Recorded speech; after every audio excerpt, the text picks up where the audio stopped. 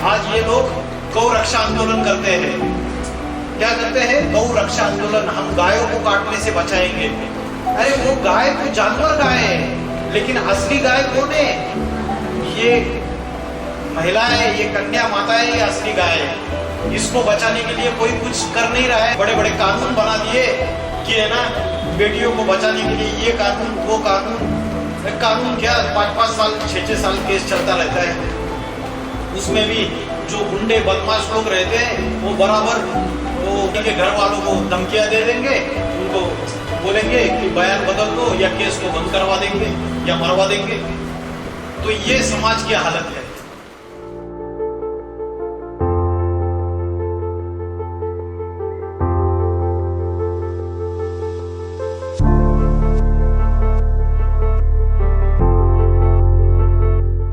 विश्वविद्यालय एक परिवार है, कोई संस्था नहीं है जिसका उद्देश्य है कि वसुधैव कुटुंबकम। वसुधैव कुटुंबकम का अर्थ होता है सारी दुनिया, सारी वसुधा अपना एक परिवार है, वन वर्ड वन फैमिली। तो हम सब सारी दुनिया एक परिवार है, इसका मतलब एक पिता की संतान है। कहते हैं सबका मालिक एक है, फिर बटा हुआ संसार है। सच पूछो तो सारी दुनिया अपना ही परिवार है। और चाहे हम हिंदू हैं, चाहे मुस्लिम है, चाहे सिख है, चाहे ईसाई है, लेकिन सबके अंदर रूह तो बैठी है ना। रूह कहते हैं, कोई उसे आत्मा कहते हैं, इंग्लिश में उसे स्पिरिट कहते हैं। तो उन सबके अंदर वो आत्मा बैठी है, और आत्मा का जो पिता है वो एक है। तो आध्यात्मिक का अर्थ है अधि जमा आत्मिक। अधि माना अंदर, और आत्मिक मतलब आत्मा, रूह। तो आत्मा की जो अंदर का ज्ञान है उसे कहते हैं आध्यात्मिक ज्ञान। तो आज हम आध्यात्मिक विश्वविद्यालय की तरफ से आपके यहाँ आए हैं, और आपको ये सेमिनार हमारे अमोल भाई जी हमारे साथ ये आएंगे, वो टीवी के अमोल भाई, जो पिछले 18 वर्षों से आध्यात्मिक सेवाओं में जुड़े हुए हैं तन मन धन से। और भाई जी जो है एक सुप्रीम कोर्ट के एडवोकेट हैं, और उसके साथ साथ उन्होंने LLB दिल्ली से किया, BTech की पढ़ाई पढ़ी है। तो भी वो हमारे सामने आएंगे और आप सबको बताएंगे आध्यात्मिक ज्ञान क्या होता है। ध्यान में बैठे तो यहाँ पे ध्यान लगाना है। जहाँ बिंदी लगाते हैं कन्या माता है, यहाँ पे ध्यान लगाना है। जैसे आकाश में स्टार चमकता है, वैसे स्टार यहाँ पे चमकता है। शांत बैठना है।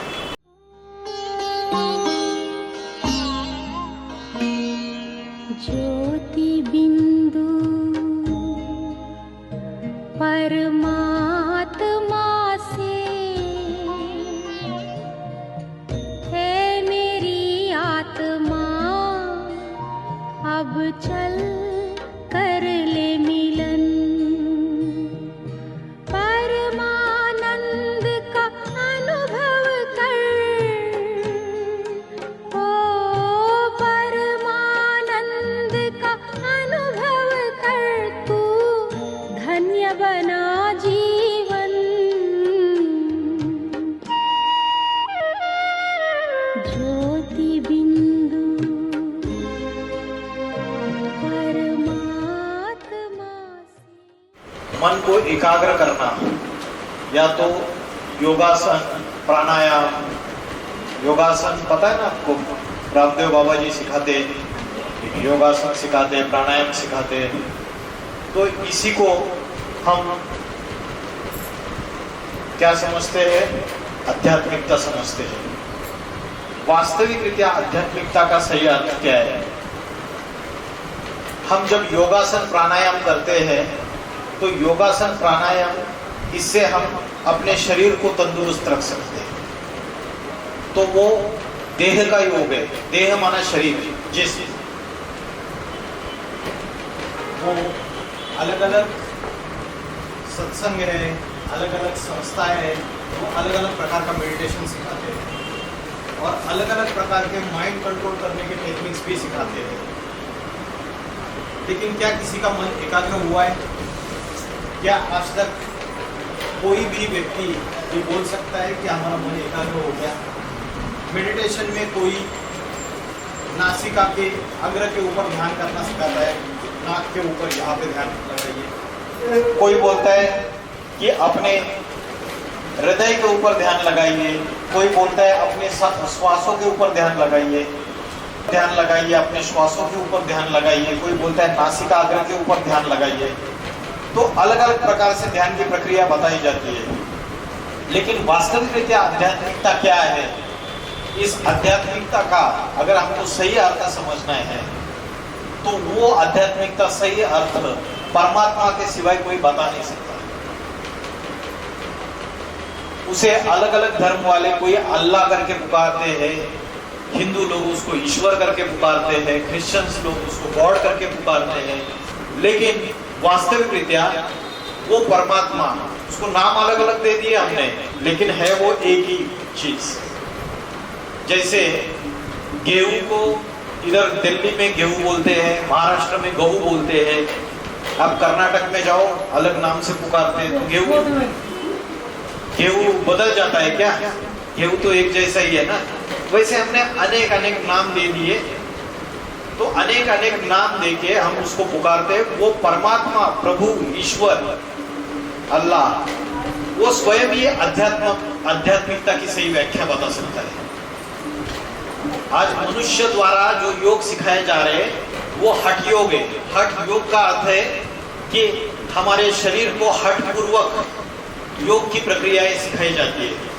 हम उपवास करते हैं, कोई हिंदू लोग तो अलग अलग त्योहारों पे उपवास करते हैं, मुस्लिम होते हैं रमजान का महीना रखते हैं, पूरा महीना उपवास करते हैं।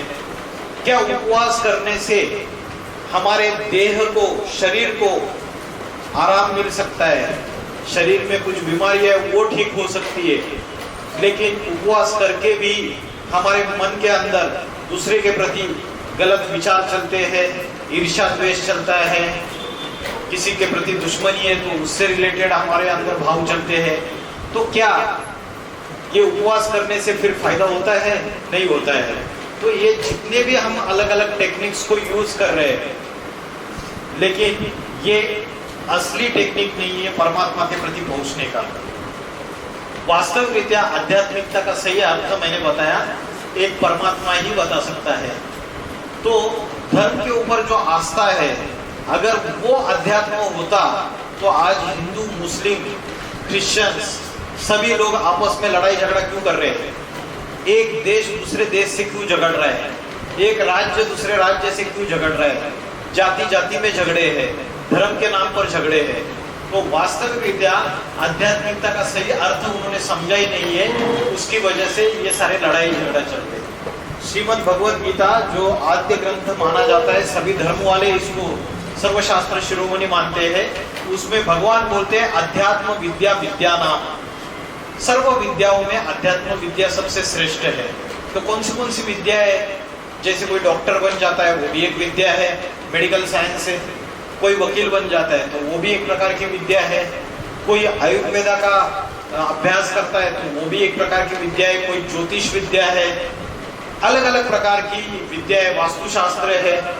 कोई इंजीनियर बन जाता है तो वो भी विद्या है, उसमें सिविल इंजीनियरिंग है, मैकेनिकल इंजीनियरिंग है, मशीन बना देते हैं, केमिकल इंजीनियरिंग है, अलग अलग प्रकार की इंजीनियरिंग है। तो अलग अलग विद्या है। उन सब विद्याओं में सर्वश्रेष्ठ विद्या कौन सी है? अध्यात्म विद्या। तो अध्यात्म का सही अर्थ क्या है?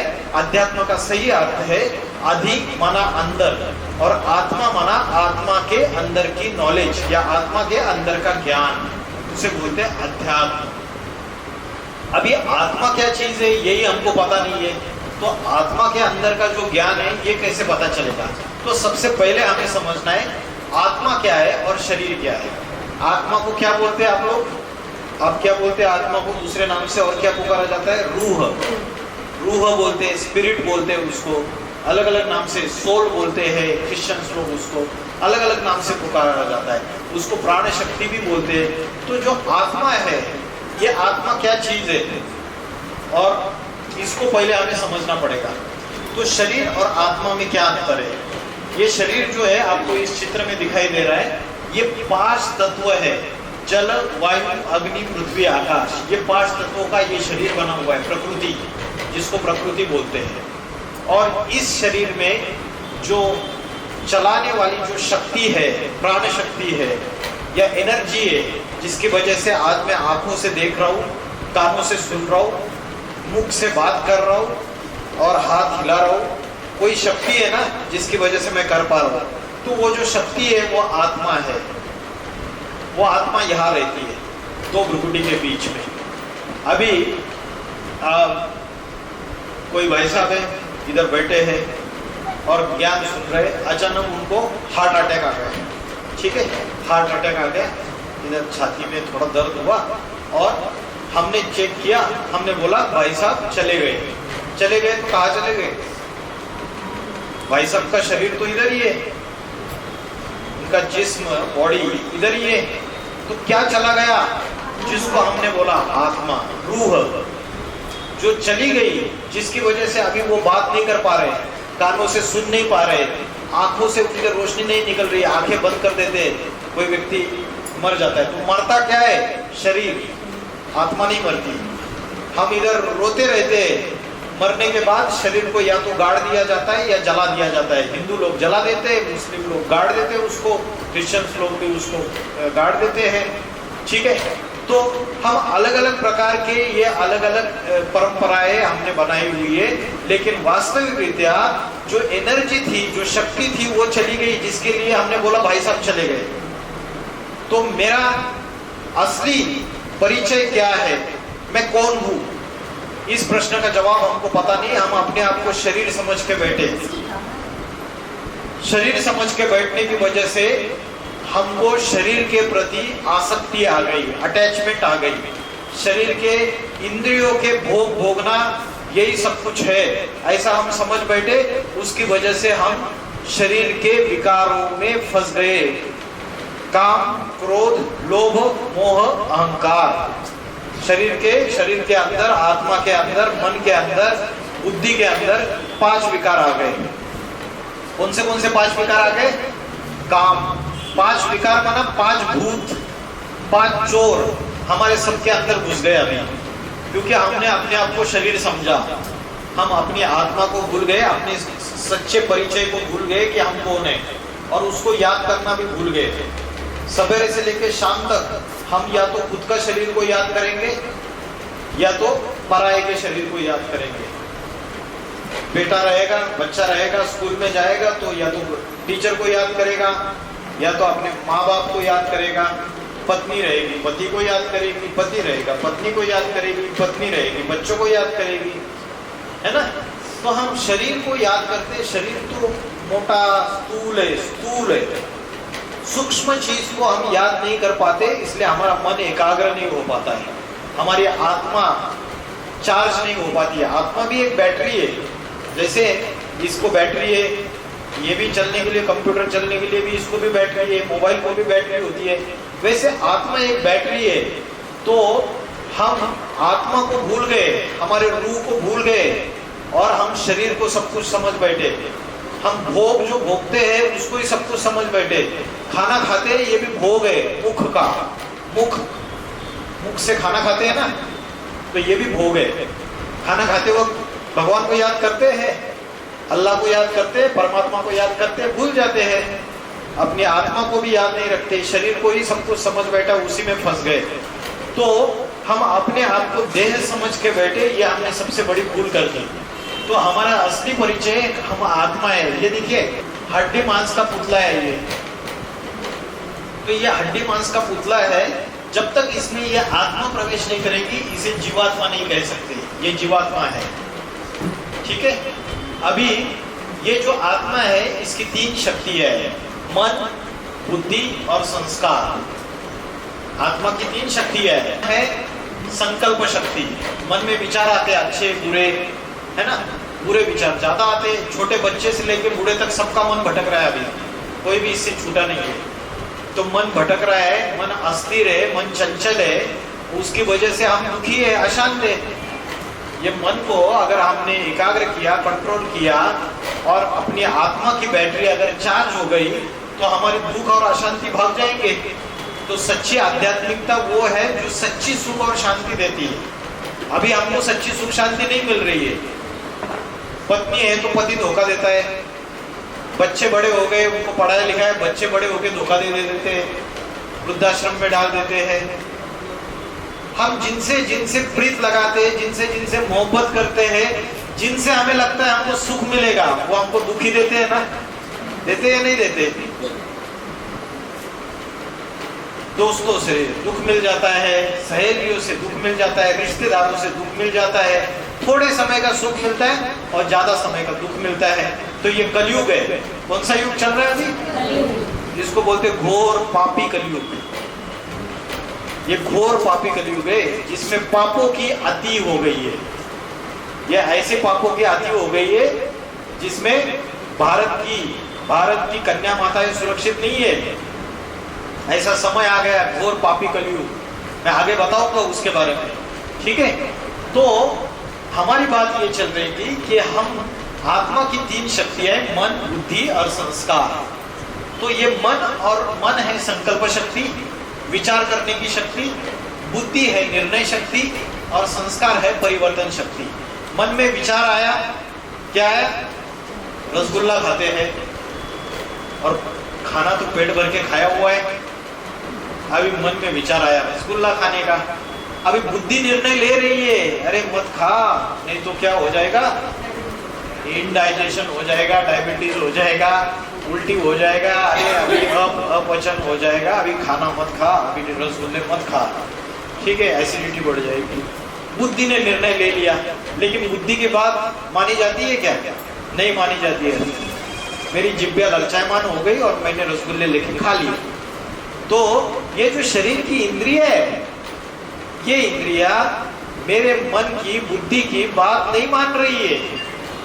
ये एक इंद्रिय की बात नहीं, सारी इंद्रियां ऐसे हो गई और उसकी वजह से इन इंद्रियों को मैंने संयम में नहीं रखा, कंट्रोल में नहीं रखा। इंद्रियां भी कंट्रोल में नहीं है, मन और बुद्धि।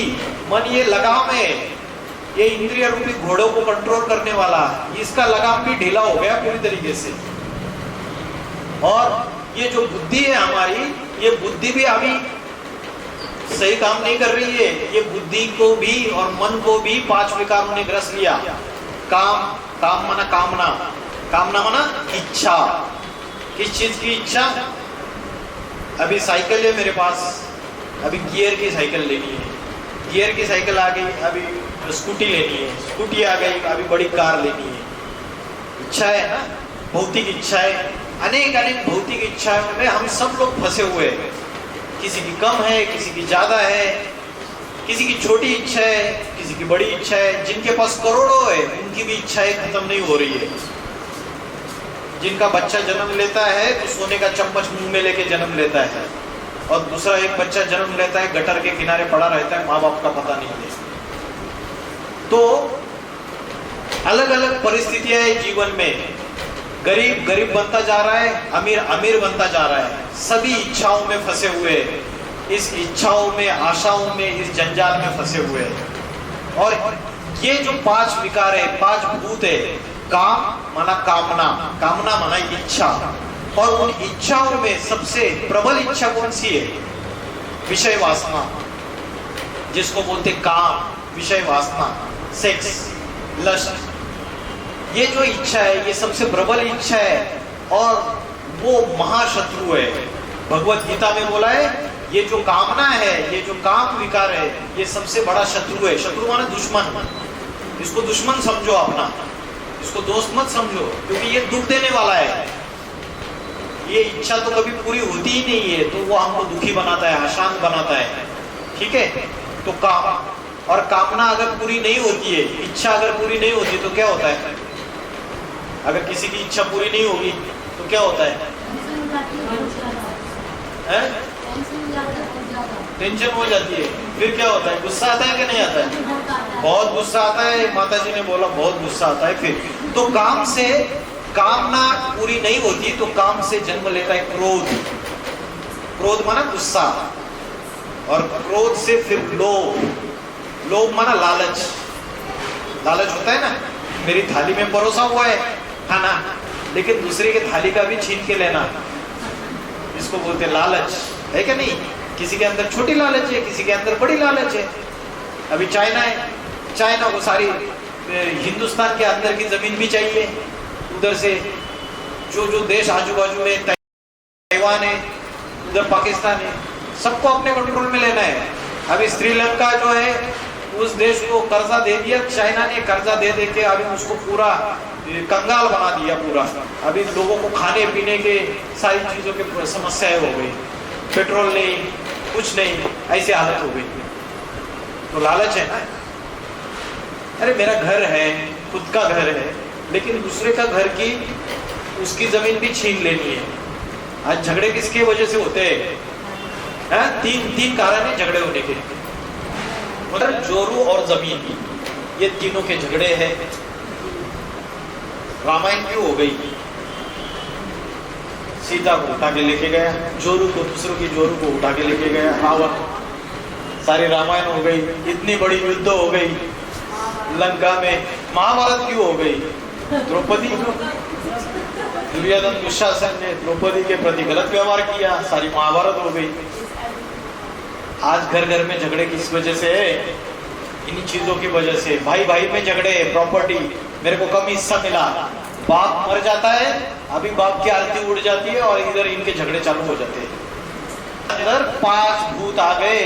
पहला भूत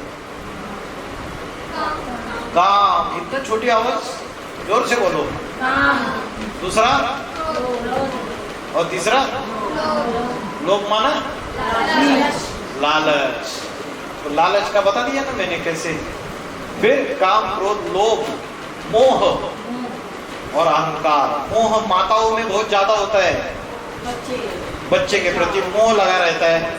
जैसे गांधारी का था, पता है कि बच्चा नालायक है, दुर्योधन गलत बच्चा है, लेकिन फिर भी ये राजगद्दी के ऊपर, हस्तिनापुर की राजगद्दी के ऊपर यही बच्चा बैठना चाहिए। महाभारत आपने देखा भी नहीं रहेगा तो भी मैं बता रहा हूं कि रानी रहती है, धृतराष्ट्र राजा रहता है, गांधारी रानी रहती है, उनका बच्चा जो दुर्योधन है वो गलत व्यक्ति रहता है, नालायक रहता है, उसका भाई दुशासन, दोनों नालायक रहते हैं। स्त्री के प्रति कोई उनको इज्जत नहीं रहती, कोई मान सम्मान नहीं रहता है। और ऐसे नालायक पुत्रों को प्रति उसकी माँ का इतना मोह रहता है, उसको पता है मेरा पुत्र गलत है, लेकिन मोह के कारण बोलती है राजगद्दी के ऊपर यही बैठना चाहिए। और पूरी महाभारत युद्ध हो गई बड़ी की बड़ी। तो मोह सकल व्याधिन कर्म मूला, सकल व्याधियों का मूल है। अगर मोह को जीत लिया तो माता कौन बन जाएगी? जगत माता बन जाएगी, जगदम्बा बन जाएगी, जगत को जीतने वाली माता बन जाएगी। क्योंकि माता का स्वरूप जो है वो देवी का स्वरूप है, जिसके लिए शास्त्रों में बोला है यत्र नार्यस्तु पूजन्ते रमन्ते तत्र देवता। जहां नारी की पूजा होती है वहां देवताओं का वास होता है। तो ये जो नारी है, ये अगर मोह को जीत जाए, और मोह को नहीं जीतने वजह से दुखी दुखी रहती है, खुद दुखी रहेगी तो परिवार भी दुखी रहेगा। जिसके लिए बोलते घर की स्त्री अगर अच्छी है, लक्ष्मी है, तो घर स्वर्ग बन जाएगा, जन्नत बन जाएगा। और घर की स्त्री अगर कुलक्षणी है तो घर नरक बन जाएगा, जहन्नुम बन जाएगा। समझ रहे हैं? तो मोह जो है, तो माताओं में मोह सबसे ज्यादा होता है, जिसकी वजह से वो दुखी रहती है और संसार भी दुखी रहता है। और 5वां विकार है अहंकार। अहंकार माना घमंड। क्या है? घमंड। कई झगड़े होते हैं घमंड के कारण होते हैं। अभी रशिया और यूक्रेन का युद्ध चल रहा है, घमंड है। अरे तू उसके साथ क्यों जा रहा है?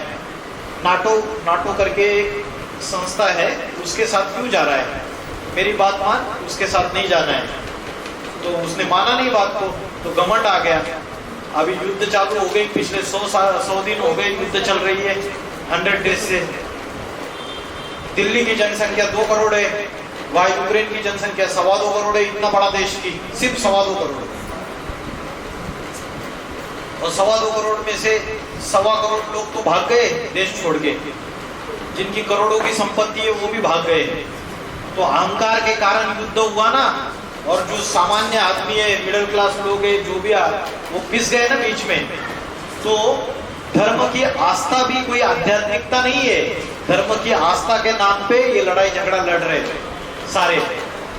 तो ये 5 विकार है, काम, क्रोध, लोभ, मोह, अहंकार। ये 5 विकार आत्मा के अंदर आ गए, जिसकी वजह से मन, बुद्धि, संस्कार, ये तीनों हमारे कैसे हो गए? पूरे हमारे मन, बुद्धि और संस्कार, ये तीनों कमजोर हो गए। ये शक्तियां, ये कमजोर होने की वजह से आत्मा की बैटरी डिस्चार्ज हो गई। मोबाइल की बैटरी रोज चार्जिंग को लगाते हैं ना, तो आत्मा की बैटरी भी रोज चार्जिंग करनी चाहिए। आत्मा की बैटरी चार्जिंग करने के लिए हमें आत्मा का ध्यान करना पड़ेगा, तब आत्मा की बैटरी चार्जिंग हो जाएगी। और ये जो 5 चोर है, ये 5 चोर भाग जाएंगे, ये जो 5 भूत है ये भाग जाएंगे। तो चार्जिंग कैसे करेंगे? इसको चार्जिंग करने के लिए हमें क्या करना है? आत्मा का ध्यान करना है। तो आत्मा कहाँ रहती है? आत्मा जो है ये 2 भ्रुकुटी के बीच में यहाँ पे रहती है, जिसके लिए भारत की कन्या माताएं यहाँ बिंदी लगाती है और पुरुष लोग यहाँ टीका लगाते हैं। तो यहाँ आत्मा का रहने का स्थान है, देखा यहाँ पे, तो यहाँ आत्मा रहती है, दिखाई दे रहा है इधर? ठीक है। तो आत्मा जो है वो भ्रुकुटी के बीच में स्थित है, ज्योति बिंदु स्वरूप है। हमारी आत्मा जो है ज्योति बिंदु है, जैसे दिए की ज्योत रहती है उसके ऊपर का बिंदु है। ज्योति बिंदु आत्मा है, जैसे आकाश में सितारा चमकता है वैसे सितारा हमारी आत्मा यहाँ रहती है। इन आंखों से दिखाई नहीं देती है। जैसे कोई झाड़ रहता है, झाड़ का बीज है, बीज बोते हैं फिर हरा भरा झाड़ बड़ा आ जाता है, तो उस हरे भरे झाड़ को तो हमको दिखाई देता है, लेकिन बीज कोई देखता है क्या? नहीं देखता है। वैसे ये शरीर हमारा झाड़ है, हरा भरा पेड़ है पूरा, और आत्मा उसका बीज है। तो आत्मा 2 भ्रुकुटी के बीच में रहती है, ठीक है। तो आत्मा का यहाँ ध्यान लगाना है। आत्मा का ध्यान करेंगे तो शरीर के ऊपर की आसक्ति कम हो जाएगी, मन और बुद्धि एकाग्र हो जाएगी, और उसकी वजह से ये 5 चोर भाग जाएंगे। इन 5 चोरों की वजह से हम दुखी है, अशांत है, समझ रहे हैं? तो अभी क्या है, हम सारे लोग कोई टेंशन का, कोई डिप्रेशन का, कोई स्ट्रेस का सब शिकार हो रहे हैं। किसी को बहुत टेंशन है, किसी को डिप्रेशन है, मन मतलब मन एकदम ऐसे रहता है कि है ना, मेरा मन ही काम नहीं कर रहा है, बुद्धि काम नहीं कर रही है, बहुत कमजोरी है, मुझे कुछ भी अच्छा नहीं लग रहा है। तो इसकी वजह से हम तरह तरह की एलोपैथिक दवाइयाँ खाते हैं और उसकी वजह से और बीमार होते जाते हैं, और बीमारियों के आदी हो जाते हैं। जबकि शरीर की दवाई शरीर का डॉक्टर देता है, लेकिन मन की दवाई जो है वो आत्माओं का डॉक्टर परमात्मा देता है, ईश्वर देता है। तो हमको उसको याद करना है, हमको अपनी आत्मा को पावरफुल बनाना है, तो हमारी बैटरी चार्जिंग हो जाएगी, ठीक है। तो आत्मा की जो है, आत्मा के अंदर जो ओरिजिनल गुण है वो है पवित्रता, सुख, शांति, आनंद, शक्ति, ज्ञान, ये सारे आत्मा के ओरिजिनल गुण हैं। तो अभी जब आत्मा पहली बार इस सृष्टि पे आई, तब आत्मा के अंदर 100%, 100% पवित्रता थी, शांति थी, प्रेम था, सुख था, आनंद था। लेकिन जैसे हम कपड़े बदलते हैं ना, वैसे आत्मा शरीर रूपी वस्त्र बदलता है। भगवत गीता में बोला है, वांसांसी जीर्णानि यथा जीवाय नवाणि गृह्णाति नरो पराणि। जैसे पुराने वस्त्र छोड़ के नए वस्त्र धारण करते हैं, वैसे आत्मा पुराना शरीर छोड़ के दूसरा शरीर धारण करता है। हम रोते रहते, कोई व्यक्ति मर गया, हम रोते रहते, 1 सेकंड में उसकी आत्मा उसके दूसरे स्त्री के गर्भ में, माँ के गर्भ में जाके प्रवेश कर लेती है, और बाद में 9 महीने के बाद बच्चा जन्म लेता है। तो आत्मा कभी मरती नहीं है, शरीर मरता है। आत्मा तो अपने साथ साथ मन, बुद्धि, संस्कार को लेके जाती है। पिछले जन्म में हमने जो भी कर्म किए, उन कर्मों के अनुसार हमारे मन में, बुद्धि में और संस्कारों में जो भी छाप पड़ी, वो आत्मा का दूसरे शरीर में साथ में जाता है। इसलिए कभी कभी देखा है, छोटा बच्चा बहुत होशियार रहता है घर में, उसको किसी ने इतनी पढ़ाई नहीं पढ़ाई, लेकिन उसका दिमाग इतना तेज, तो पिछले जन्म से लेके आया है वो। तो आत्मा एक पुनर्जन्म लेती है, एक शरीर छोड़ती है, दूसरा शरीर लेती है, तीसरा शरीर लेती है, चौथा शरीर लेती है।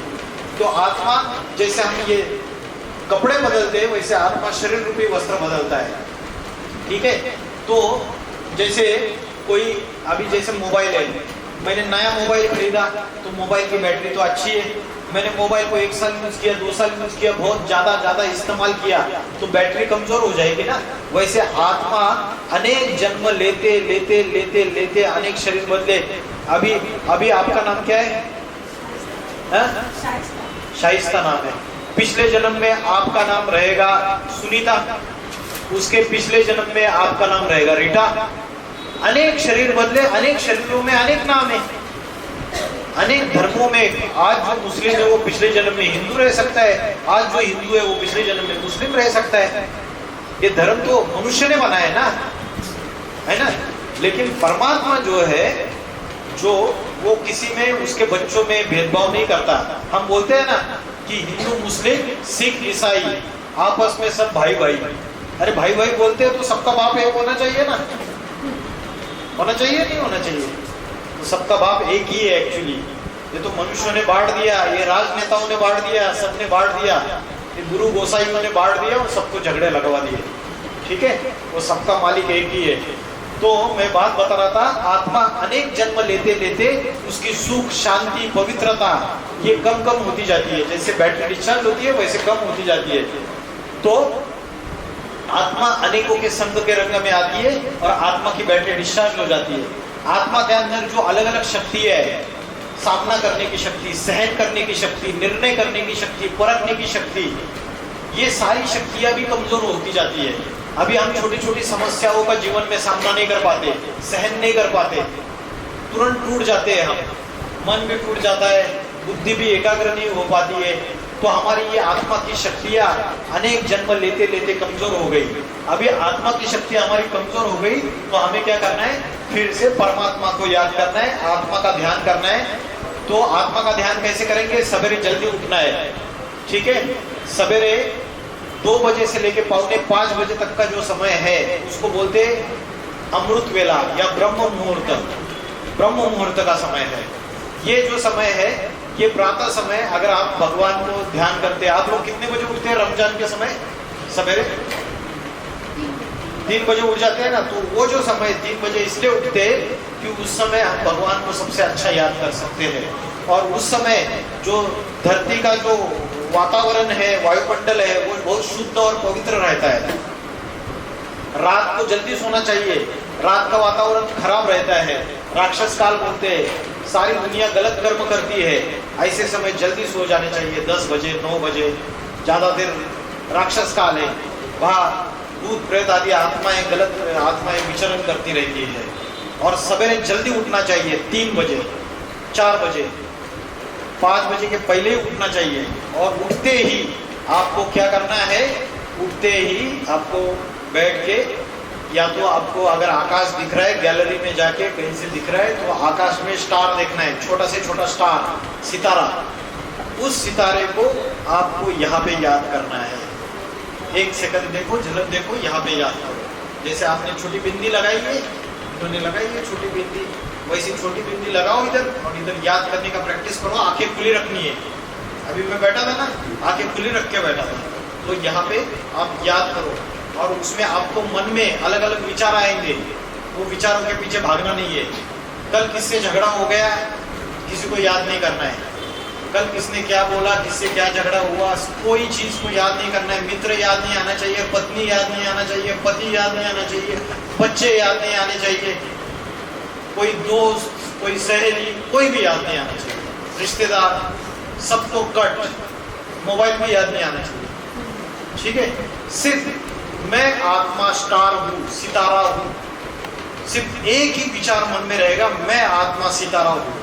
और आप इधर एकाग्र हो जाओ 20-25 मिनट रोज और अपने आप को एकाग्र करो। आपको इतनी शक्ति महसूस होगी, इतना आनंद महसूस होगा, इतनी खुशी महसूस होगी। और उसके बाद आपको सोना नहीं है फिर से। ठीक है, सो गए तो आपकी सारी जितनी भी कमाई की वो कमाई खत्म हो गई, इसलिए सोना नहीं रहता है। एक बार उठ गए, जग गए तो स्नान करना है और परमात्मा से बातें करनी है, परमात्मा को याद करना है। परमात्मा को देखा ही नहीं तो याद कैसे करेंगे, उसके बारे में भी मैं बताऊंगा। तो मन को एकाग्र करने का अभ्यास का सबसे अच्छा समय सवेरे का समय है, प्रातः समय का। और रात को सोते समय 15 मिनट याद करके सोना है, मैं आत्मा सितारा हूँ। यहाँ पे याद करना है, आंखें खुली रखनी है। आंखें खुली रखने से आप किचन में काम कर रहे हैं, आप घर की साफ सफाई कर रहे हैं, आप कोई भी ऑफिस में काम कर रहे हैं, उस समय भी आपने मन को एकाग्र करने का अभ्यास कर सकते हो। गाड़ी चला रहे हैं, कुछ भी कर रहे हैं, तो इसलिए इसको बोलते हैं कर्मयोग। कर्म करते हुए परमात्मा की याद में रहना। ठीक है, तो ये राजयोग की जो शिक्षा है ये राजयोग की शिक्षा जो है, इसके आधार से ये पांचों भूत भाग जाएंगे। जो पांचों भूत हमारे अंदर आए हैं ये भाग जाएंगे। तो ये राजयोग की शिक्षा जो है वो स्वयं आत्माओं का पिता परम पिता परमात्मा सिखाता है। तो आत्माओं का पिता जो परम पिता परमात्मा है वही सच्ची सच्ची राजयोग की शिक्षा सिखाता है। जैसे हमारे शरीर को जन्म देने वाले पिता है, वैसे आत्माओं का भी पिता है। हम सभी आत्माएं हैं, सभी आत्माएं एक जैसे हैं, पुरुष और स्त्री का भी भेद नहीं है। तो वैसे हमारे आत्माओं का भी पिता है और आत्माओं का पिता है परम पिता परमात्मा शिव। ठीक है, उसको आप अलग अलग नामों से पुकारते, कोई उसको खुदा बोलता है, कोई उसको अल्लाह कहता है, कोई उसको गॉड कहते हैं, कोई उसको परमात्मा शिव बोलता है, ईश्वर बोलता है। ठीक है, तो ये आत्माओं का जो पिता है परमात्मा, वो कहाँ का रहने वाला है, वो कौन सा उसका घर है, रहने का घर कौन सा है, और हम सब भी कहाँ के रहने वाले हैं। तो ये आपको चित्र दिखाई दे रहा है, ये है पृथ्वी, मनुष्य लोक। यहाँ पे पृथ्वी है नीचे, और ये है, इसको बोलते हैं परम धाम या ब्रह्मलोक, या इसको बोलते हैं अर्श। क्या बोलते हैं? अर्श, ब्रह्मलोक, परम धाम, आत्मलोक, अलग अलग नाम दिए। क्रिश्चियन लोग बोलते हैं सुप्रीम एबोर्ड, मुस्लिम लोग बोलते हैं इसको अर्श, हिंदू लोग बोलते हैं ब्रह्मलोक या परम धाम, अलग अलग नाम दे दिए। तो परमात्मा वहां का रहने वाला है। हिंदुओं की गीता में लिखा है, भगवत गीता में लिखा है कि जहां चंद्र सूर्य तारों की रोशनी नहीं पहुंच सकती, वहां का मैं रहने वाला हूँ, मैं परम धाम का रहने वाला हूँ।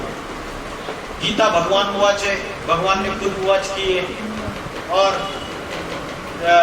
मुस्लिम लोग बोलते हैं खुदा फर्श का नहीं, खुदा अर्श का रहने वाला है, खुदा सातवें आसमान का रहने वाला है। सुना है? नहीं सुना? तो वो खुदा उस अर्श का रहने वाला है वो एक ही चीज, सबने नाम अलग अलग दे दिए। और क्रिश्चियन लोग बोलते हैं क्राइस्ट, जीसस क्राइस्ट, उंगली ऊपर करता है, supreme soul lives in the supreme abode. जो सिख लोग होते हैं, गुरु नानक जी, वो बोलते एक ओंकार निराकार अकाल मूर्त है। तो सबने उसको अलग अलग नाम दे दिए, ईश्वर कहो, उसको गॉड कहो, अल्लाह कहो, शिव कहो, तो वो है एक ही चीज, निराकार परमात्मा। तो वो परम धाम का रहने वाला है। हम सब रूहें, हम सब आत्माएं भी वहां की रहने वाली है। जब कलयुग का अंतिम समय आता है, दुनिया में पाप, भ्रष्टाचार, अत्याचार बढ़ जाते हैं, आतंकवाद, दुख, अशांति, सारी चीजें बढ़ जाती है। अभी दुख अशांति बढ़ी है, नहीं बढ़ी है? बढ़ी है ना। घर घर में दुख अशांति है ना, घर घर में मिट्टी के चूल्हे हैं, समाज तो लड़ ही रहा है आपस में, देश भी लड़ रहा है, सारी दुनिया लड़ रही है। और कन्या माताओं के तो सारी दुनिया दुश्मन बन जाती है। कलयुग का घोर कलयुग आता है ना, तो सारी दुनिया दुश्मन बन जाती है। ऐसे समय जब इसकी आती हो जाती है, तो भगवान इस सृष्टि पे अवतरित होने चाहिए या नहीं होने चाहिए? भगवान आना चाहिए ना, क्योंकि उसके बच्चे हैं, बच्चे दुखी हो गए, तो भगवान को तो आना चाहिए। अभी समझो मकान है और मकान का मालिक है, वो घर में मकान क्या हो गया, उसको कहीं से पानी लीकेज हो रहा है, कहीं से मकान को क्रैक्स आ गए दीवारों को, तो मकान का मालिक क्या सोचता है? रिपेयरिंग करेगा, क्योंकि बीवी बाल बच्चों को तकलीफ नहीं होगी। मकान का मालिक रिपेयरिंग करता है, एक बार रिपेयरिंग करता है, 2 बार रिपेयरिंग करता है, 3 बार, 4 बार, फिर भी मकान सुधरने का नाम नहीं ले रहा है, और भी टूटा फूटा होता जा रहा है, और भी मकान में समस्याएं बढ़ती जा रही है। तो मकान का मालिक फाइनली क्या सोचता है? मकान को तोड़ देंगे, डिमोलिश कर देंगे, ठीक है, और नया मकान बांध देंगे। लेकिन पहले नया मकान बांध के तैयार करेगा या पहले मकान तोड़ेगा? तोड़ेंगे फिर नहीं, पहले नया मकान बांध के तैयार करेंगे, बीवी बाल बच्चों को सुरक्षित रूप से उधर शिफ्ट करेंगे, फिर पुराना मकान तोड़ेंगे। तो ये दुनिया भी पुराना मकान बन गया, और इस मकान का मालिक है, उसको पता चल गया कि मेरे बच्चे बहुत दुखी हो गए, ये नेता अभिनेता, इनसे ये दुनिया सुधरने वाली नहीं है, ये दुनिया तो और ही पाप बढ़ाने के निमित्त बने हुए ये सारे के सारे। इनको सिर्फ वोट चाहिए, वोट दे दो, हम 5 साल आइश करेंगे, करोड़ों की गाड़ियों में घूमेंगे, सारे सुख ऐशो आराम भोगेंगे, सारी चीजें। और ये प्रजा जितने भी बोलते हैं कि लोकशाही है, लोगों का राज्य है, लेकिन लोगों का राज्य है क्या यहाँ पे? अरे लोगों को तो पता ही नहीं है सुख क्या है, वो तो भाग रहे, पूरी जिंदगी भाग रहे। जिसको लाख रुपए कमाने में इतना समय लगता है, इनको तो रोज करोड़ों उड़ाते हैं वो लोग। तो अमीर अमीर बनता जा रहा है, गरीब गरीब बनता जा रहा है। ऐसी दुनिया की हालत है जब सृष्टि इतनी नीचे गिर जाती है और मनुष्य अपने विनाश के सारे साधन तैयार कर लेता है। हमें एक हिंदी में एक लेसन था, है ना, पाठ था एक, उसमें शेख चिल्ली जो है ना, वो जिस पेड़ की डाली पे बैठा हुआ है उसी डाली को काट रहा है, तो खुद भी नीचे गिरेगा ना। तो वैसे मनुष्य ने अपने विनाश के सारे साधन तैयार कर लिए। आज से 70-80 साल पहले ये परमाणु बॉम्ब नाम की चीज इस दुनिया में नहीं थी। आज छोटे से छोटे देश के पास ये परमाणु बॉम्ब आ गए, एटॉमिक वेपन्स बोलते हैं इसको, एटम बॉम्ब। और ये एटम बॉम्ब ऐसी चीज है, भारत के पास भी है, आपका दुश्मन पाकिस्तान उसके पास भी है, छोटे से छोटे देश के पास है, नॉर्थ कोरिया के पास भी है। और उस एटम बॉम्ब की पावर पे नॉर्थ कोरिया जैसा छोटा देश सारी दुनिया को धमका रहा है। अमेरिका और रशिया के पास सबसे ज्यादा है, और वो पावर ऐसी है, रिमोट कंट्रोल का एक बटन दबाया तो सारी दुनिया खलास हो जाएगी। तो मेरे घर के नीचे अगर बारूद बिछाई हुई है तो क्या मैं मेरे घर में सुरक्षित हूँ? नहीं हूँ। वैसे ही इस दुनिया में बारूद बिछाई गई है, इसलिए कोई अपना बाहर भी जाता है मेट्रो से, ट्रेन से, हम पूछते बार बार फोन करके, ठीक हो, पहुंच गए? हाँ पहुंच गया। इतने असुरक्षित हम हमारे घर में, ये हमारा घर हमें इतने असुरक्षित, क्योंकि विनाश के सारे साधन हमने तैयार कर लिए। हम बोलते साइंस साइंस, विज्ञान विज्ञान। अरे विज्ञान ने क्या कर दिया? तुम्हारे लिए विनाश की कब्र खोद दी, मरो सारे के सारे। है? ये एरोप्लेन आया, हम सोचते बड़े बड़े मॉल्स बन गए, 5 स्टार होटल्स बन गए। आप कैसी बातें करते हो सर? आप तो पिछड़े जमाने के हो, आपको पता ही नहीं दुनिया कितनी तरक्की कर रही है, आगे जा रही है। ऐसे थोड़ी है। लेकिन इसी विज्ञान ने अपने विनाश के सारे साधन तैयार कर लिए, और आज रशिया और यूक्रेन की 100 दिन से युद्ध चल रही है। इसी एटम बॉम्ब की पावर पे आज इतना विनाश देखा जा रहा है। कुछ अभी एटम बॉम्ब यूज नहीं किया है उन्होंने, लेकिन धमकी दे रहे हैं। तो मैं बात क्या बता रहा था आपको कि परमात्मा कब आता है इस सृष्टि पे? एक तो मकान टूटा फूटा हो ही गया, पाप बढ़ गया, अशांति बढ़ गई, आतंकवाद बढ़ गया, मारा मारी, काटा काटी, यही चीजें देखने में रोज न्यूज़पेपर में यही सुनते हैं। धरती के ऊपर पापों का बोझा बढ़ता चला जा रहा है। इस्लामाबाद में भूकंप हुआ था 2004-5 में। कभी मैंने टेलीविजन चालू किया, टीवी में न्यूज चल रहा था, वो मीडिया वाला वो माइक लेके उसके पास चला गया और वो व्यक्ति को पूछ रहा है कि है ना, आपका क्या कहना है, ये जो भूकंप हुआ इतने लोग मरे वगैरह। और वो व्यक्ति बोल रहा है, अरे ये तो खुदा की वार्निंग है लोगों को, मनुष्य को, ये तो वार्निंग है, लास्ट वार्निंग है। ये धरती के ऊपर पापों का बोझा बढ़ता चला जा रहा है। अभी भी मनुष्य सुधर जाए, नहीं तो ये सारी दुनिया का विनाश हो जाएगा। और ये धरती के ऊपर पापों का बोझा बढ़ता जा रहा है। ये धरती कौन है? ये धरती है धरती माता, भारत की कन्या माता है, यही धरती है। और इसके ऊपर पापों का बोझा बढ़ता चला जा रहा है। कैसे बढ़ रहा है? आज ऐसी हालत हो गई समाज की कि सृष्टि में पापों का बोझा इतना बढ़ता चला जा रहा है। न्यूज़पेपर में क्या क्या पढ़ते हैं? भाई अपनी बहन को नहीं छोड़ता है, मामा अपनी भांजी को नहीं छोड़ता है, अरे बाप अपनी बच्ची को नहीं छोड़ता है। इस तरीके से इन्होंने इस सृष्टि को पूरा नरक बना दिया। जानवर से भी बदतर हो गए सारे के सारे। जानवर होता है ना, जानवर को तो फिर भी बुद्धि कम होती है मनुष्य से, तो उसको कहा कौन से कर्म करने, नहीं करने, क्या करना है नहीं, उसको तो पता नहीं चलता, भाई बहन कुछ भी। लेकिन फिर भी उसको समझ है, कुत्तों को भी समझ है। लेकिन मनुष्य इतना बदतर बन गया, जानवर से भी बदतर उसकी हालत हो गई, राक्षस बन गए सारे के सारे, हैवान बन गए। और धरती के ऊपर इसलिए पापों का बोझा। आज ये लोग गौ रक्षा आंदोलन करते हैं। क्या करते हैं? गौ रक्षा आंदोलन, हम गायों को काटने से बचाएंगे। अरे वो गाय तो जानवर गाय है, लेकिन असली गाय कौन है? ये महिला है, ये कन्या माता है, ये असली गाय है। इसको बचाने के लिए कोई कुछ कर नहीं रहा है। सिर्फ बड़े बड़े बेटी बचाओ, बेटी ये करो, ये करेंगे, बड़े बड़े कानून बना दिए कि है ना, बेटियों को बचाने के लिए ये कानून वो कानून। कानून क्या, 5-5 साल 6-6 साल केस चलता रहता है। उसमें भी जो गुंडे बदमाश लोग रहते हैं वो बराबर वो लड़की के घर वालों को धमकियां दे देंगे, उनको बोलेंगे कि बयान बदल दो या केस को बंद करवा देंगे या मरवा देंगे। तो ये समाज की हालत है। तो जैसे किसी सोने का मुलम्मा चढ़ा रहता है ना, गहना होता है, गहना सच्चा सोना नहीं होता है, सोने का मुलम्मा होता है बस। वैसे ये दुनिया की हालत हो गई। दिखने में बड़ी सुंदर दिखती है बाहर से, बड़ी बड़ी बिल्डिंग, बड़े बड़े लोग, बड़ी बड़ी गाड़ियां, सारी चीजें, लेकिन अंदर से क्या है, ढोलम पोल, सारी की सारी गंदगी भरी हुई है। तो ये समाज की पूरी हालत हो गई। दुनिया इतनी नीचे गिर गई।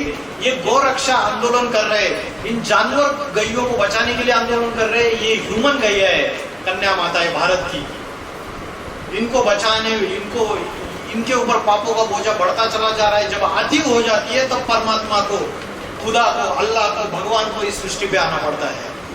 समझ रहे? तो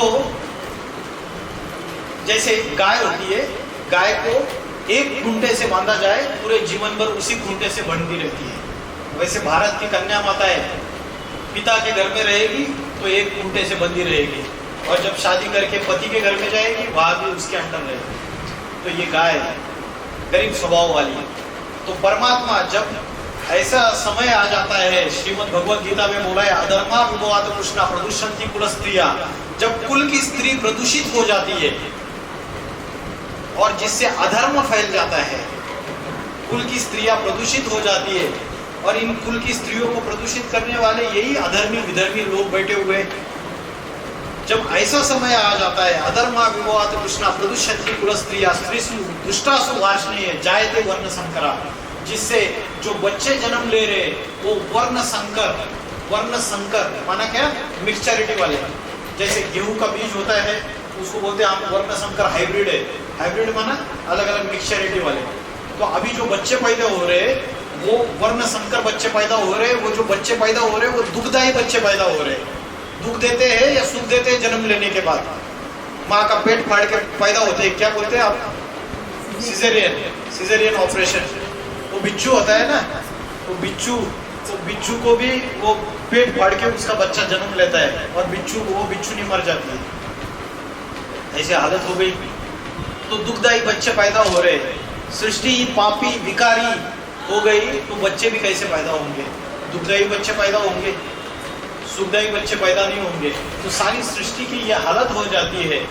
ऐसे समय धरती के ऊपर पापों का बोझा जब बढ़ता जाता है, अति में हो जाता है, तो परमात्मा इस सृष्टि पे आ जाता है।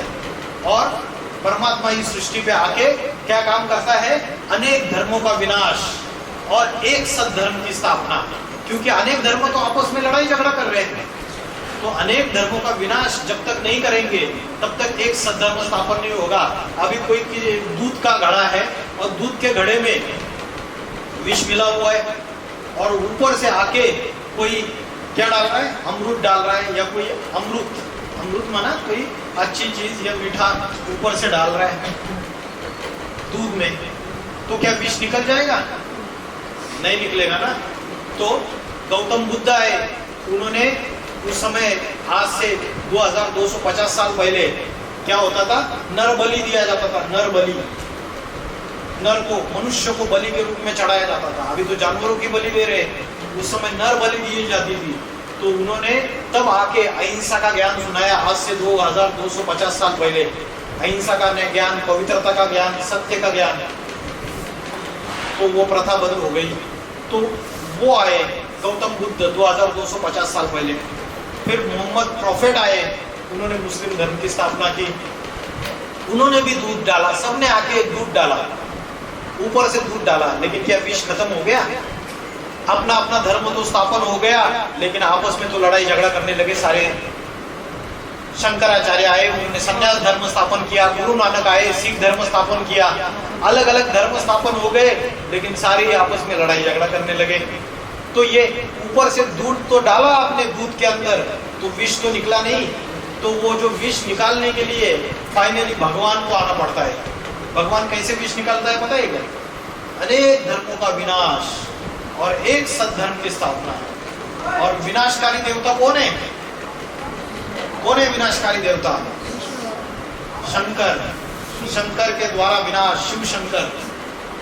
तो परमात्मा आके ब्रह्मा विष्णु शंकर इन तीन मूर्तियों के द्वारा कार्य करता है। तो परमात्मा आके जो नई दुनिया स्थापन करेगा, नया मकान जो बनेगा, उसका स्थापना का कार्य करता है ब्रह्मा के द्वारा। जो नई दुनिया आएगी उसकी पालना का कार्य करेगा विष्णु और शंकर के द्वारा विनाश। शंकर ही इस सृष्टि का आदि पुरुष है। जब सारी दुनिया खत्म हो जाएगी तो कोई मनुष्य बचने चाहिए ना, जिससे नई दुनिया चालू होगी।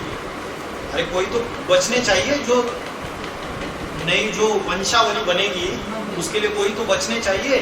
तो जब सृष्टि का विनाश होता है, जिसको मुस्लिम लोग बोलते कयामत, क्रिश्चियन लोग बोलते क्या बोलते हैं? आर्मगेडन। और आर्मगेडन की लड़ाई, और बोलते हैं कि मुस्लिम लोग बोलते बद्र की लड़ाई, और क्रिश्चियंस लोग बोलते उसको destruction, day of the judgment, final judgment होगा, भगवान आएगा, सारी सृष्टि का विनाश होगा, ठीक है। और हिंदू लोग बोलते हैं प्रलय आएगा सारी सृष्टि में। तो वो जो समय रहेगा, उस समय ये जो समय आएगा, तो कौन बचेंगे फिर? कोई तो बचने चाहिए जिससे नई दुनिया चालू हो जाएगी। तो कितने बचेंगे और कौन बचेंगे? वो बचेंगे जिसने भगवान को पहचाना। क्योंकि भगवान कलयुग के अंत में इस दुनिया में साधारण मनुष्य शरीर में अवतरित हो चुके हैं। मैं क्या बोल रहा हूँ आपको? बड़ी बात बोल रहा हूँ, अवतरित हो चुके हैं।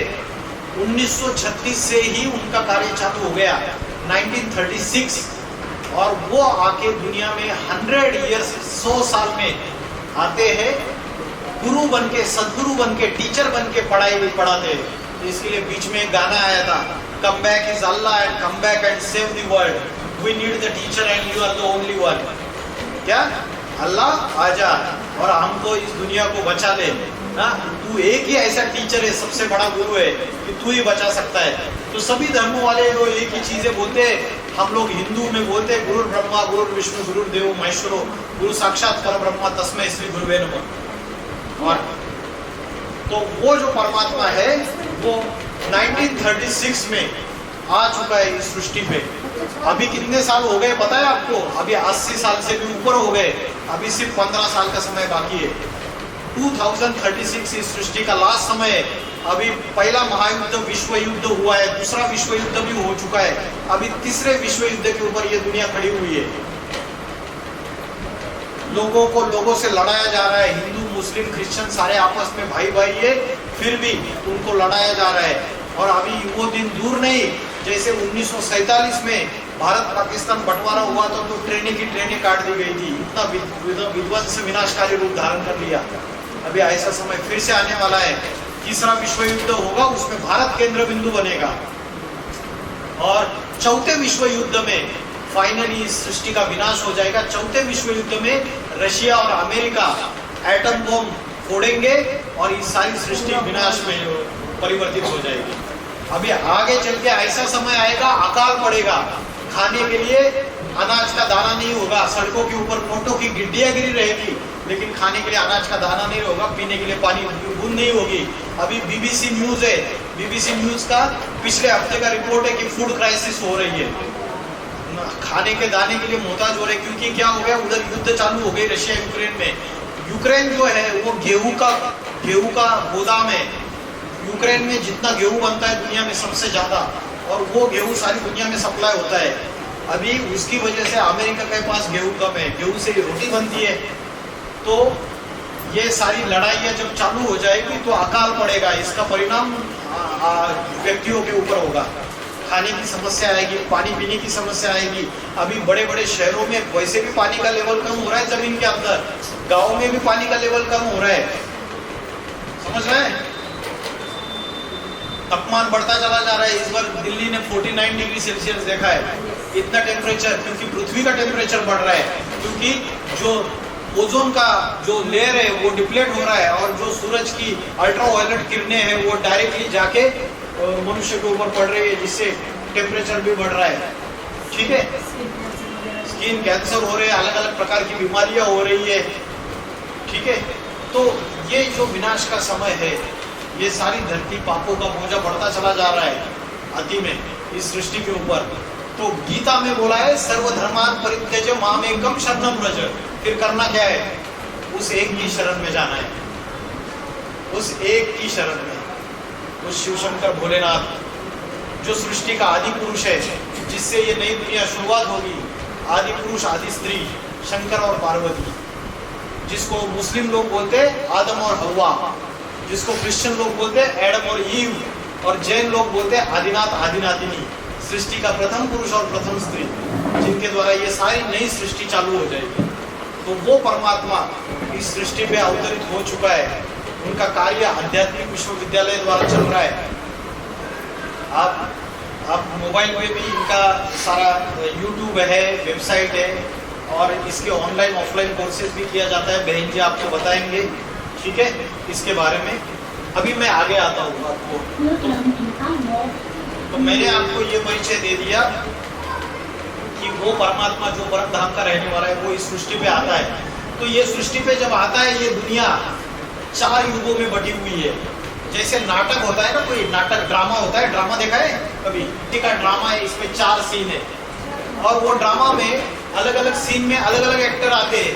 किसी का एंट्री कब, किसी का एंट्री कब। कोई मेन एक्टर रहता है और कोई साइड एक्टर रहते हैं, कोई हीरो रहता है और कोई छोटा सा रोल रहता है, उधर से उधर ये कुर्सी उठा के इधर रखनी है, किसी को छोटे छोटे रोल रहते हैं अलग अलग। कोई साइड एक्टर रहते, कोई मेन एक्टर रहते।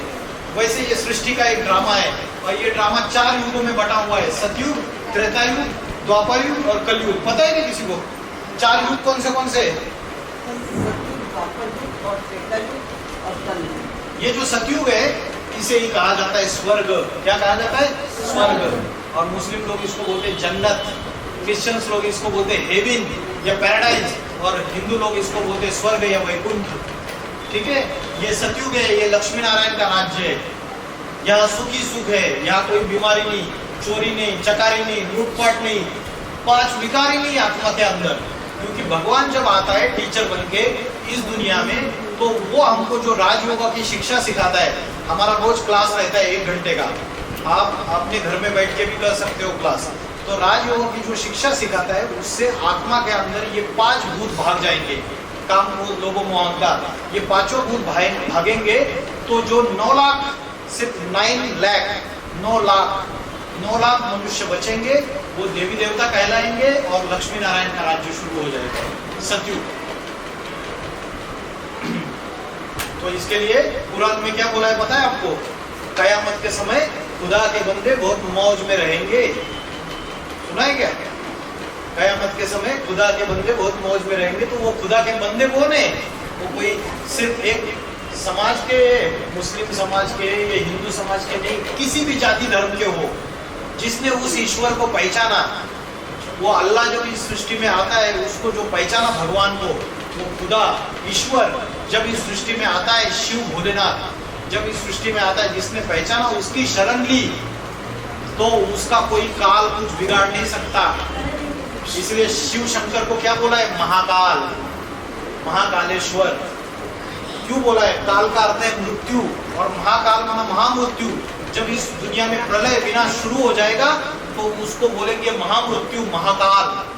और वो महाकाल के शरण में जो जाएगा, ट्रक के पीछे लिखा रहता है, महाकाल के शरण में जो चला गया उसको काल क्या खाएगा, ठीक है।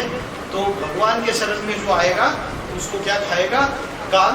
तो सिर्फ ऐसे नहीं क्योंकि भगवान आके कोई जादू मंत्र करता है, ये एक आध्यात्मिक पढ़ाई है। ये रोज 1 घंटा 1.5 घंटा आपको 24 घंटे में इसके लिए देना है। जैसे हम शरीर के लिए समय देते हैं, अच्छा खाना, अच्छा पीना, अच्छा पहनना, अपने सगे संबंधी, अपने रिश्तेदार, अपने बीवी बाल बच्चे, अपने सभी का पालन पोषण करना, उनके लिए नौकरी करना, पैसे कमाना, ये करते हैं ना। रात को सो जाते हैं तब भी हम शरीर को आराम देते हैं, लेकिन रात को सोने के बाद हमारी मन बुद्धि रूपी आत्मा भटकती रहती है, डिस्टर्ब रहती है, सपने आते हैं, इधर उधर अशांत, दुखी। तो इसलिए आपको रोज 24 घंटे में 1.5-2 घंटा अपने लिए देना है। और अपने लिए स्व के लिए, और स्व क्या है? आत्मा। ये अपना खुद का परिचय है। ठीक है। अब अभी कौन सा युग चल रहा है पता है? कलयुग का अंतिम समय चल रहा है। और कलयुग का जो अंतिम समय है, ये दो जो दिख रहे हैं ना आपको कांटे, ये कलयुग का अंतिम समय जो है 100 साल का, इसको बोलते हैं संगम युग। 100 इयर्स का संगम युग बोलते हैं। ये संगम युग वो युग है जो पुरानी दुनिया और नई दुनिया, पुराना मकान और नए मकान में जाने के लिए जो 100 साल का टाइम है, जिसमें भगवान आके खुद आके बच्चों को पढ़ाई पढ़ाता है। ये चारों युग में भगवान आता ही नहीं इस सृष्टि पे। इसमें तो जैसे कुमार होता है ना, कुमार पता है जो मटका बनाता है, वो क्या करता है पता है क्या आपको?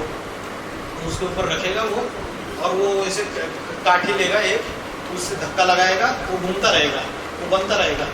तो भगवान आके कलयुग के अंदर में संगम युग में आता है, पढ़ाई पढ़ाता है, आत्मा के अंदर अच्छे संस्कार डालता है, अच्छे विचार डालता है, आत्मा के अंदर सारा ज्ञान डाल देता है, पवित्रता सुख शांति का ज्ञान डाल देता है, और फिर वापिस चला जाता है।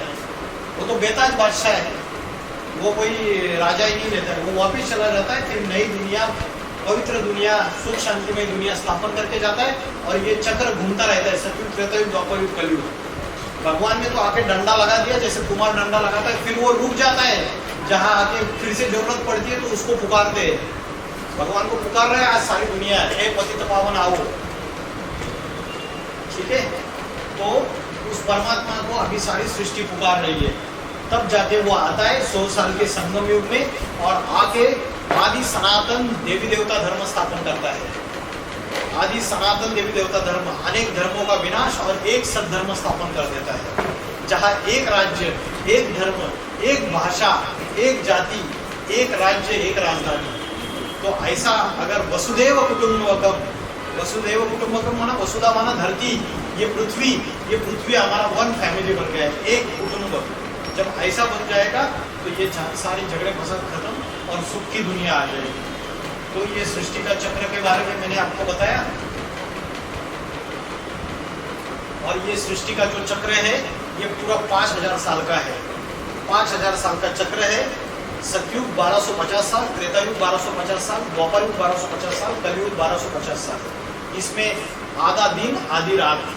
सतयुग त्रेतायुग दिन है, स्वर्ग है, और द्वापर युग कलयुग रात्रि है पापों की, जहाँ पाप बढ़ते जाते हैं, देहाभिमान बढ़ता रह जाता है, बॉडी कॉन्शियस बढ़ता जाता है। और सतयुग त्रेतायुग में सोल कॉन्शियसनेस है, आत्माभिमान, यहाँ देहाभिमान। तो ये आधा दिन आधी रात, अभी रात्रि चल रही है, और रात्रि में भी घोर रात्रि चल रही है पापों की। और जब आपको राम का जन्मदिन मनाते तो रामनवमी मनाते हैं, कृष्ण का जन्मदिन मनाते तो कृष्ण जन्माष्टमी मनाते हैं, लेकिन शिव की जयंती महाशिवरात्रि क्यों बोलते हैं? महाशिवरात्रि क्यों बोलते हैं? इसलिए बोलते हैं क्योंकि शिव आते ही तब है जब दुनिया में घोर अंधकार, अज्ञान की, पापों की, दुखों की, अशांति की रात्रि फैल जाती है। ऐसे समय शिव का अवतरण होता है, ऐसे समय शिव इस धरती पे अवतरित हो जाते हैं, इसलिए उसे महाशिवरात्रि कहा जाता है। समझ रहे हैं क्यों कहा जाता है उसे महाशिवरात्रि? शिव जन्माष्टमी क्यों नहीं बोला, शिव जयंती क्यों नहीं बोला? इसलिए कहा जाता है क्योंकि इस रात्रि में परमात्मा इस सृष्टि में अवतरित होकर दिन स्थापन कर देता है।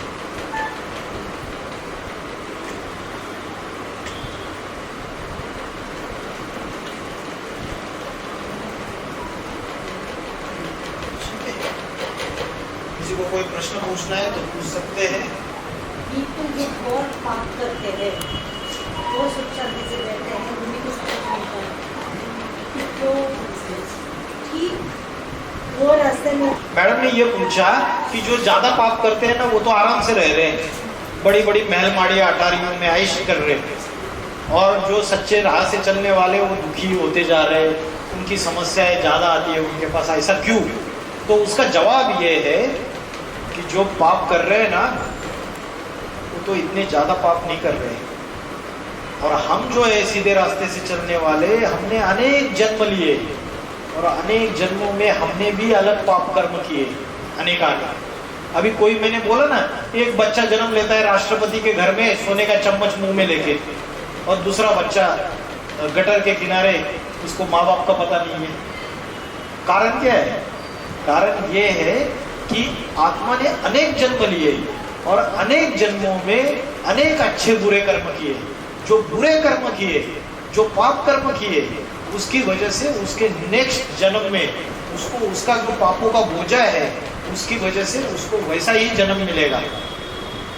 तो अभी जैसे मैंने और एक चीज बोली, ये जो ड्रामा है, नाटक है, इस नाटक में जो हीरो होता है ना, हीरो, उसकी एंट्री सबसे स्टार्टिंग में हो जाती है और वो लास्ट तक रहता है, ड्रामा खत्म होने तक, या वो मूवी जो है सिनेमा वो खत्म होने तक लास्ट तक रहता है। लास्ट को हम होते, अरे वाह वाह वाह, कितना हीरो ने त्याग किया, कितना संघर्ष किया, कितना लड़ाई लड़ी और बाद में हीरो जीत गए, हम खुश हो जाते और आंख में आंसू भी आ जाते हैं।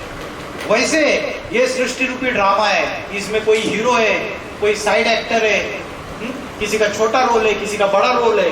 तो जो हीरो है इस सृष्टि के, वो कहां से आते हैं? सतयुग से आते हैं। मैंने बोला ना 9 लाख बचेंगे, वो 9 लाख जो बचेंगे ना, वो साधारण घर से भी हो सकते हैं। भगवान के बच्चे तो जरूरी थोड़ी है करोड़पति होना चाहिए। वो 9 लाख वो है जिन्होंने भगवान को पहचानने के लिए सच्चाई का रास्ता पकड़ा, इस दुनिया में पापों से दूर करके पापों को जीत लिया, पावन बन गए, वो 9 लाख है।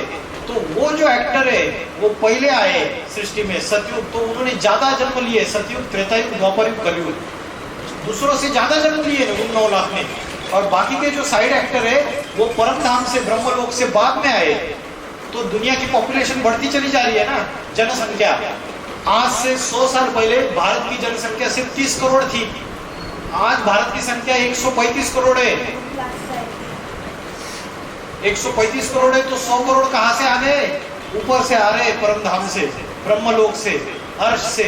वहां की सारी रूहें वहां की रहने वाली है, वो नीचे उतरती है और इस सृष्टि की जनसंख्या बढ़ती चली जाती है। कलयुग में अंत में आते आते इस दुनिया की जनसंख्या 750 करोड़ पहुंच जाती है। तो अभी ऐसे भी लोग हैं जिन्होंने सिर्फ 2 या 3 ही जन्म लिए, और ऐसे भी हीरो है जिन्होंने इस दुनिया में अभी तक 84 अनेक जन्म लिए, ढेर सारे जन्म लिए। तो जिन्होंने अनेक जन्म लिए, तो अनेक जन्मों में उन्होंने अनेक अच्छे बुरे कर्म किए।